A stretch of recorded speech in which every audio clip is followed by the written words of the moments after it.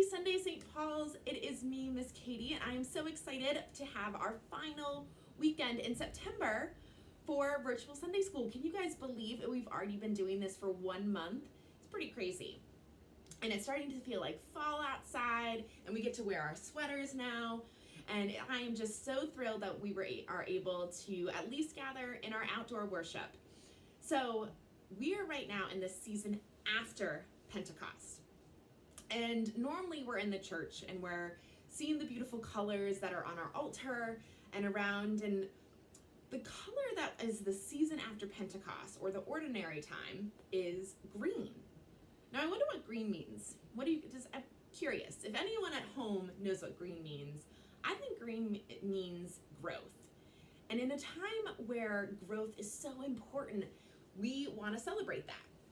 So in our story today, we are going back to the vineyard like we were last week, but this time, this is about 2 sons who are learning how to grow and prosper. And I think that's something we're all learning as we are entering school and in this new environment. And as a church though, and as a church community, this is a great time to talk about that and to talk about our community and what does it mean for us as a church to grow and what goes on in the life of the church. So I want you to settle in, grab a comfy spot, and I will meet you there for our story time. Okay, St. Paul's, I hope you guys grabbed a comfy spot. Leo, do you want to grab a comfy spot for our story time? Okay. Leo's going to sit with Mom to hear our story. Now, our story today is called Words and Actions, and it comes from Matthew chapter 21. So settle in, and let's hear our story. The chief priests pushed through the crowd of people in the temple. They had some questions for Jesus.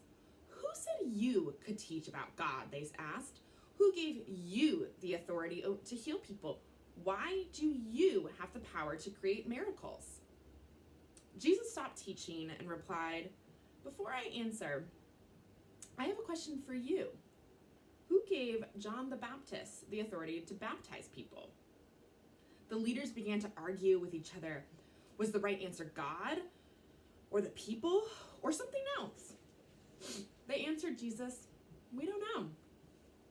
Jesus frowned at the leaders who could not agree.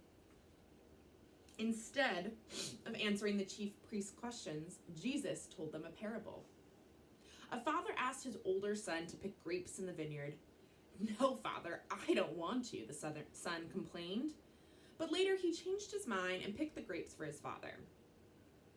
Then the father went to his younger son. Will you please pick grapes today? Yes, father, I'll pick grapes. But the younger son did not pick the grapes. Jesus challenged the chief priests with this story. God hears our words and our wants to see our actions, but wants to also see our actions too. He said, words and actions, they go together. And if you say you love God, show it in what you do. Okay. So I want you guys to grab your crafts on this next slide, and I will see you soon for our questions and our Bible bits. Okay. Hi, PreK and K. I hope you enjoyed your craft today, and I can't wait to see them all soon. Now, in our story today, we heard about 2 brothers who were not listening to their dad, and they weren't listening to their father, and didn't necessarily do what they said they would. So I want us to think about to the beginning of the story when Jesus was in the temple. Do you remember who was asking Jesus questions?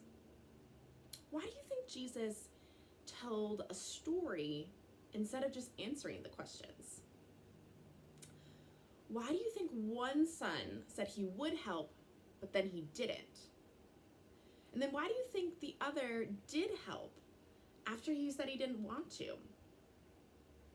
And how can you say you love God and show that you love God? So I want you to think on those.